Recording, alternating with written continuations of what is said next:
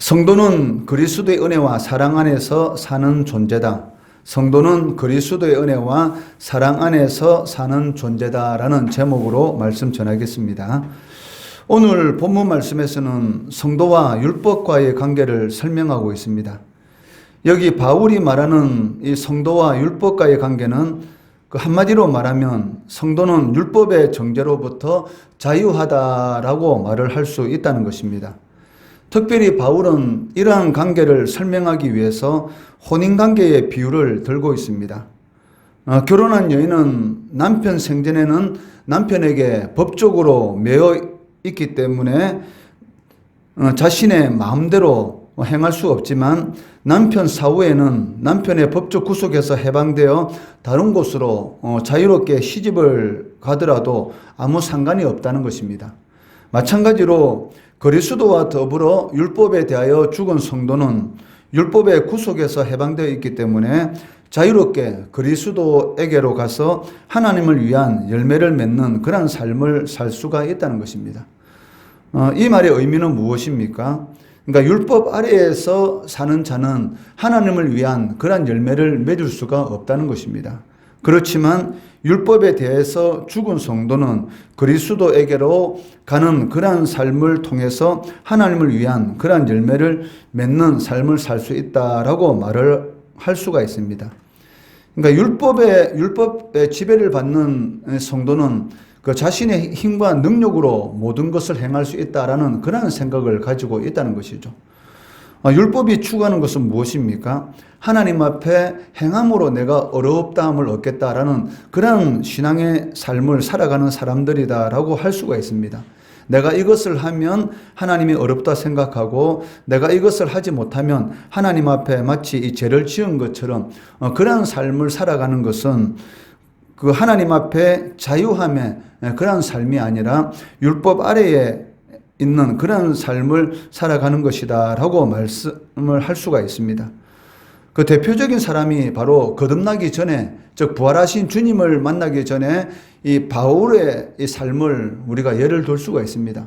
바울은 자신이 하나님을 위한 그런 이런 삶을 산다고 율법에는 흠이 없는 그런 삶을 살았다라고 자신은 주장하고 있습니다. 그만큼 어떻게 보면 바울은 그 하나님 앞에 율법을 통한 그런 어렵다함을 인정받는 그런 삶을 살기 위해서 열심히 노력한 사람이다라고 할 수가 있습니다. 그런데 부활하신 그 주님께서 바울에게 하신 말씀이 무엇입니까? 그러니까 하나님을 위한 그런 삶을 사는 것이 아니고 자신을 죽이는, 즉 해초리로 자신의 삶을, 자신의 몸을 계속적으로 치는 그러한 삶을 살아왔다라고 주님께서 말씀하셨던 것이죠.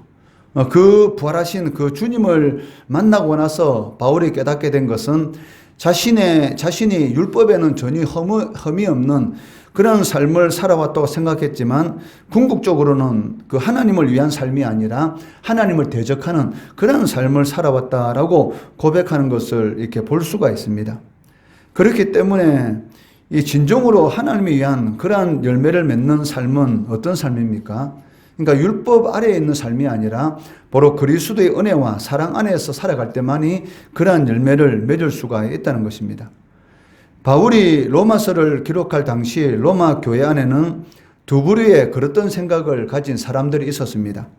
한 부류는 믿음으로 어렵게 된다는 이신득이의 복음 진리를 온전히 의지하지 못하고 율법을 지켜야지만이, 저 그리스도를 믿는 것도 중요하지만 그렇다고 할례를 행하지 않고 그리고 율법을 지키지 않으면 아브라함의 복에 참여할 수 없다라고 생각하는, 즉 율법을 지켜야지만이 구원을 얻을 수 있다라는 그 율법주의적 신앙을 가진 사람들이 있었습니다. 또 한 부류는 그 반대로 이 복음의 진리를 학대 해석해서 믿음으로 어렵게 되기 때문에 믿음만 있으면 아무리 죄를 지어도 상관없다라는 그런 생각을 가진 이 방종주의적인 그런 생각을 가진 사람들도 있다는 것입니다. 그 중에서 오늘 본문 말씀은 이 율법주의적인 신앙을 가진 교인들에게 교훈하는 내용이다라고 할 수가 있습니다. 바울은 성도가 이미 율법에 대해서 죽임을 당한 자다라고 선언하고 있습니다. 그리고 하나님께서 우리 성도들을 율법에 대해서 죽은 자로 만드신 것은 그 예수 그리스도를 통해서 하나님을 위한 열매를 맺게 하려는 것이다 라고 말씀합니다. 그 4절 말씀해 보시면 그러므로 내 형제들아 너희도 그리스도의 몸으로 말미암아 율법에 대하여 죽임을 당하였으니 이는 다른이 곧 죽은 자 가운데서 살아나신 이에게 가서 우리가 하나님을 위하여 열매를 맺게 하려 함이라 라고 말씀하고 있다는 것입니다. 그렇다면 어떻게 하나님을 위한 열매를 성도가 맺을 수가 있는가? 이 4절 이 하반절 말씀해 보시면 죽은 자 가운데서 살아나신 이에게로 가는 것이 바로 열매를 맺는 것이다 라고 말씀하고 있다는 것입니다. 즉 그리스도께로 가는 것이 바로 하나님을 위한, 즉 하나님이 기뻐하는 그러한 열매를 맺을 수 있다라고 말씀하고 있다는 것이죠.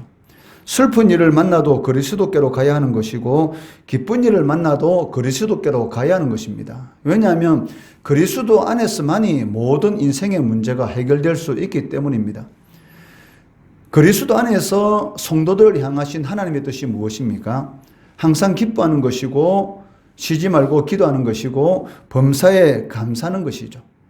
이런 모든 것들이 어디에서 해결될 수 있느냐면 바로 그리스도 안에서만이 항상 기뻐할 수 있는 그러한 능력의 역사가 나타나는 것이고 모든 일에 감사할 수 있는 그러한 은혜가 우리의 삶 가운데 임한다는 것입니다. 세상을 살아가다 보면 이 염려는 없을 수가 없습니다.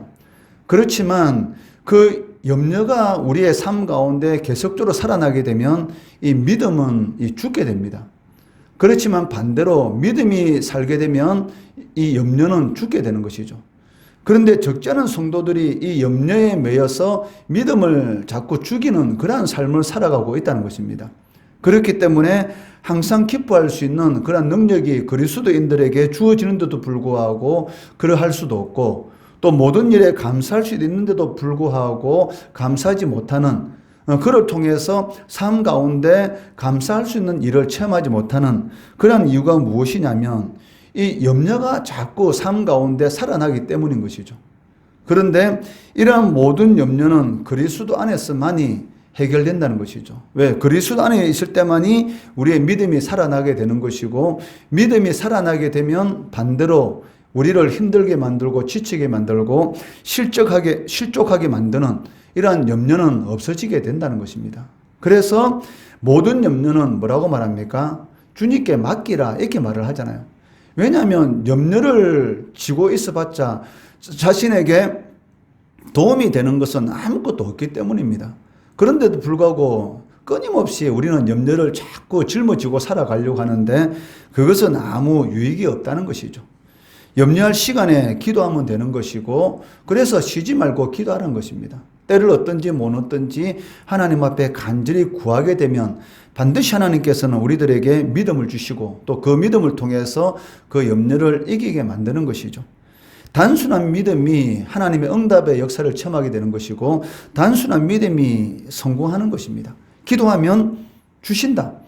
이거 붙들고 그냥 기도하는 것이죠. 그러면 하나님께서 응답해 주시는데 기도하면서 자꾸 우리는 그러니까 기도는 하는데 염려를 붙들고 있습니다. 그러니까 염려는 끊임없이 살아나는 것이고 결국은 기도를 하지만 믿음이 없는 기도이기 때문에 응답을 얻지 못하는 그런 일들이 사실은 많다는 것을 우리는 알 수가 있습니다.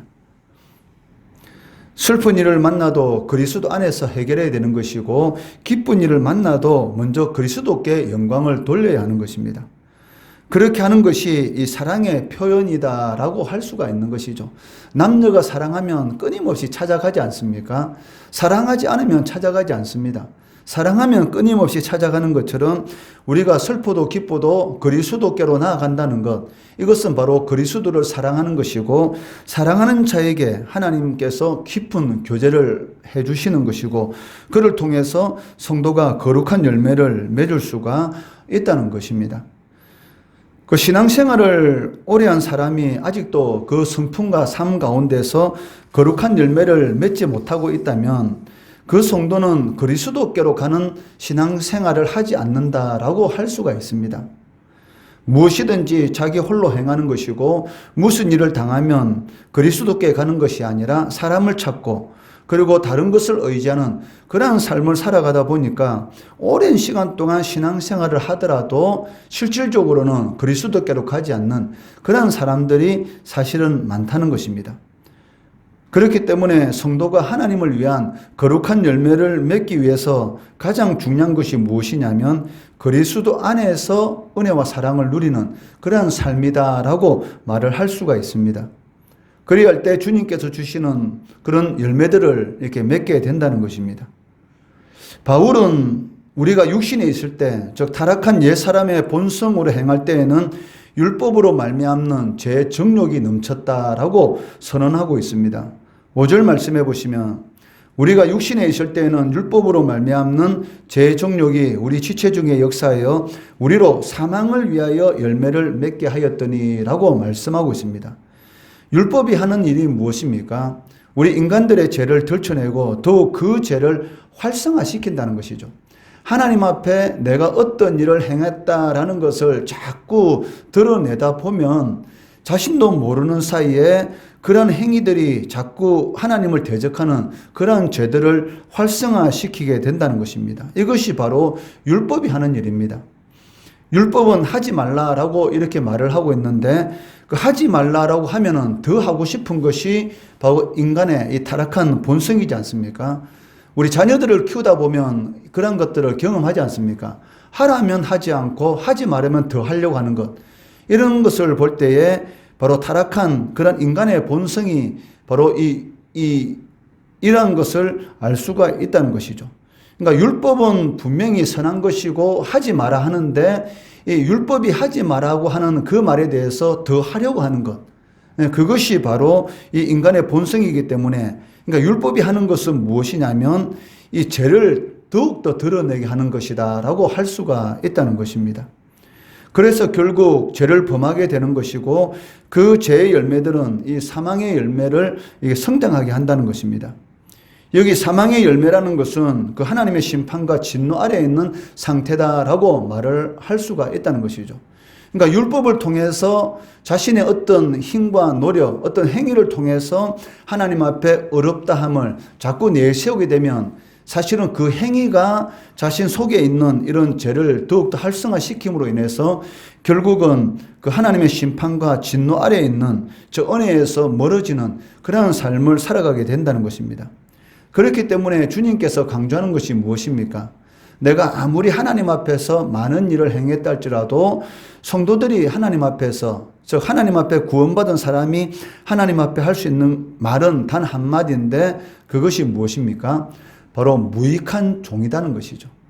내가 아무리 하나님 앞에 많은 일을 행했다 할지라도 하나님 앞에 할 수 있는 우리 성도들의 고백은 바로 무익한 종이라는 것입니다. 왜냐하면 하나님께서 우리들에게 주신 이 구원의 은혜를 비롯해서 이 세상 살아가면서 하나님께서 주시는 그런 은혜에 비하면 우리가 아무리 피조물로서 하나님을 위해서 살아간다 할지라도 그러한 모든 행위들은 하나님 안에서는 아무것도 아니라는 것이죠.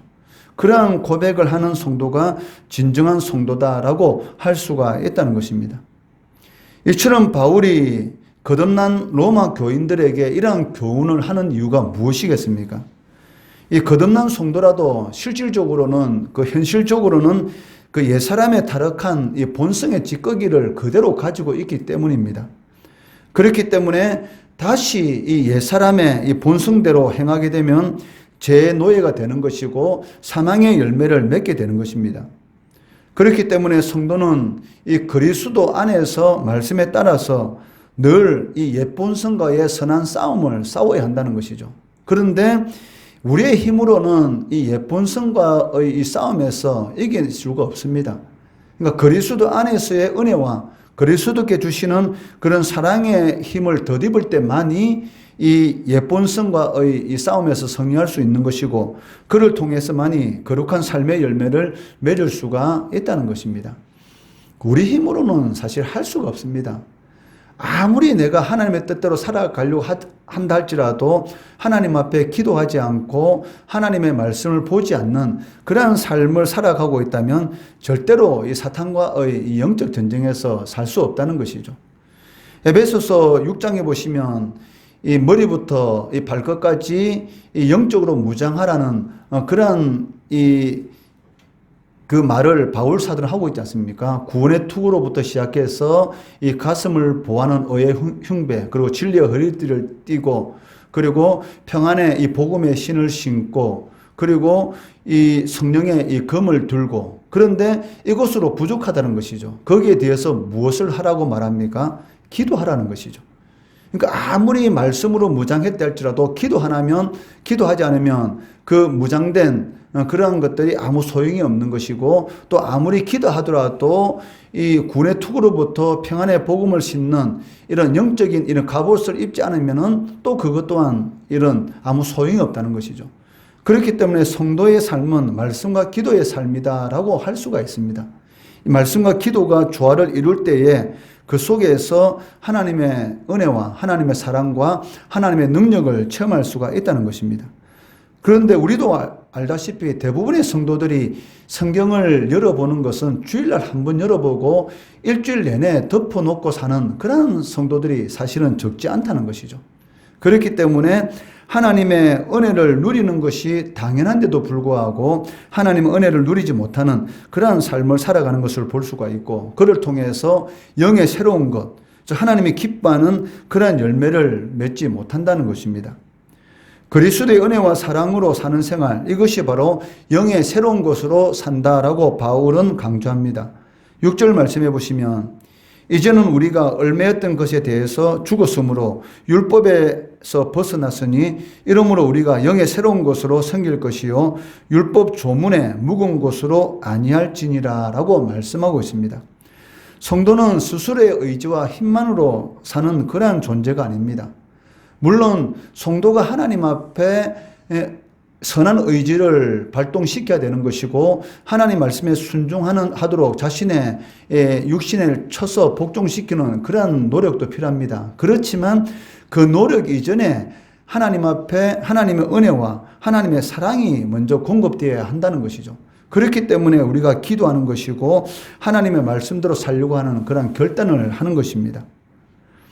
그리스도의 은혜와 사랑으로 사는 존재다라고 바울은 말을 하고 있습니다. 사람이 떡으로만 사는 것이 아니다, 이렇게 말을 하지 않습니까? 이것은 무엇입니까? 떡도 필요한 것을 다 안다는 것이죠. 그렇지만 그것보다 우선되는 것이 무엇이냐면 바로 하나님의 입에서 나오는 말씀으로 살 것이니라 라고 말씀하고 있다는 것이죠. 하나님께서 가장 강조하는 것이 무엇입니까? 성도들이 이 세상에서 살아가는데 필요한 모든 것들을 다 알고 계시는 것이죠.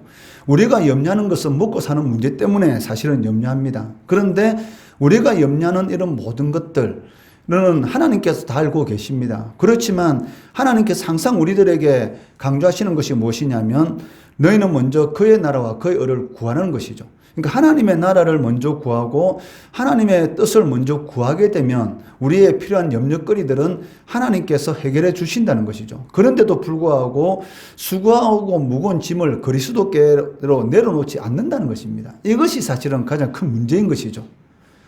그 많은 무거운 짐을 끝까지 짊어지고 가려고 한다는 것, 이것이 문제인 것이죠.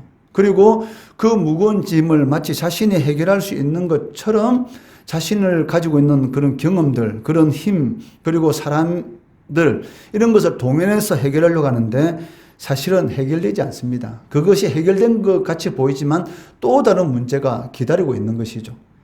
왜냐하면 인생이 원래 그렇습니다. 그런데 인생의 이런 근본적인 문제를 해결할 수 있는 것은 바로 그리스도의 안에와 그 은혜와 사랑 안에 거할 때만이 이런 문제를 해결할 수가 있다는 것입니다. 그래서 바울 사도는 갈라디아서 2장 20절에서 무엇을 고백하고 있습니까? 내가 그리스도와 함께 십자가에 못 박혔나니 그런즉 이제는 내가 사는 것이 아니요 오직 내 안에 그리스도께서 사시는 것이다. 이제 내가 육체 가운데 사는 것은 나를 사랑하사 나를 위하여 자기 자신을 버리신 하나님의 아들을 믿는 믿음 안에서 사는 것이라. 믿음이 살아야 염려가 죽습니다. 염려가 살면 믿음이 죽게 되는 것이죠. 어떤 상황 가운데 있을지라도 그리스도의 은혜와 사랑 안에서 사는 믿음, 이 믿음을 붙들고 살아가심으로 인해서 그리스도께서 내 안에서 사는, 그를 통해서 하나님이 기뻐하는 거룩한 열매를 맺으시는 우리 성도들 되시기를 주의 이름으로 축원합니다.